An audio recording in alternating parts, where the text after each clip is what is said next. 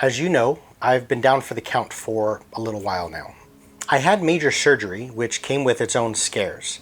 Combining the surgery itself with a couple of days spent in the ICU and a bit more hospital time, all alone of course because of COVID, it's all been a bunch of suck for the last couple of weeks.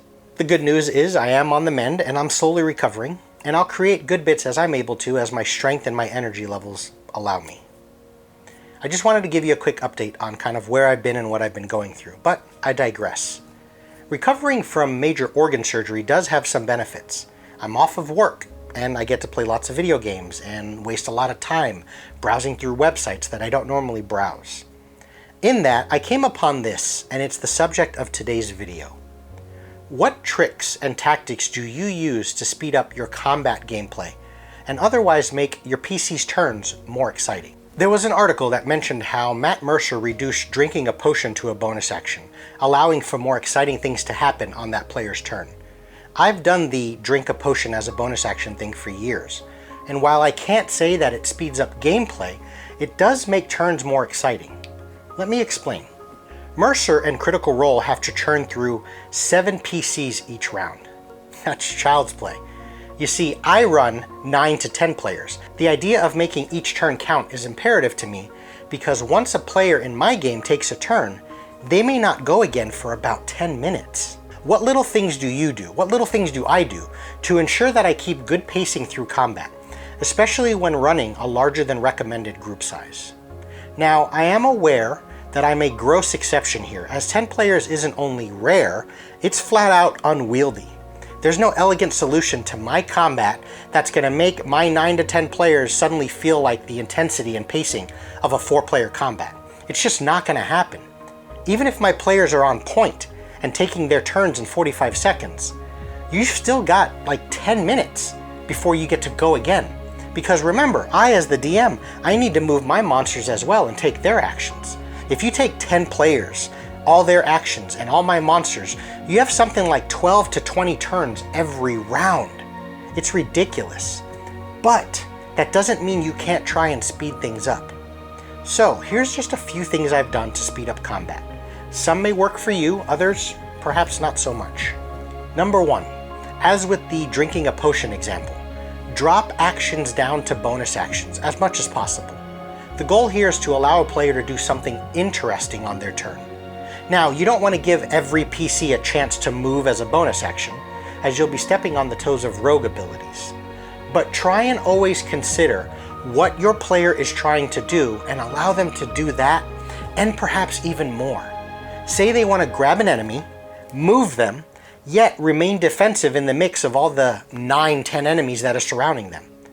Sure, it might be a bit much on paper and based on the rules to give them the grapple action, the move action, and a dodge action all in one round, but try and get yourself out of the mechanics and think of the rule of cool and interesting.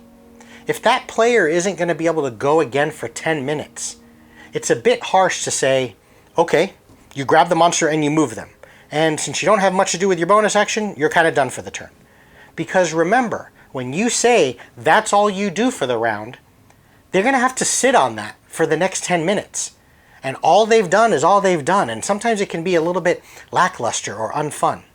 In the heat of battle, what you can maybe do is perhaps allow them to grab the monster or whatever it is they're trying to grab and move it as part of their bonus action and still allow them to use the dodge action. However, in order to offset that a little bit, tell them that they're going to make that grapple check with disadvantage. You see, what you're doing here and the idea that you're going with is you're giving them options at increased risk, which is a lot better than blatantly just saying no. Now, it's not elegant and there isn't a one-size-fits-all approach, but the mindset behind consider it and allow interesting is what this is all about. Second thing is try and house rule your hit points and damage, even and perhaps most importantly on the fly. If you notice that a monster is nothing more than a meat shield for the last 3 rounds and the combat has already been going for an hour, speed it up immediately. But don't tell your players. Reduce the monster's hit points by half. Get to the end of the fight faster. To offset this, increase the monster's damage by 1d6 or worse. Allow the monster to now deal double damage. Now, I don't normally shift monsters like this without some kind of thought, so it does rarely happen mid-combat, but you'll know when things are dragging. If you're 1 hour into a boss fight and the math works out that you'll spend another hour soaking damage before the baddie finally dies, you might need to make some changes right there on the fly. Point is, don't be afraid to shift damage and hit points quickly.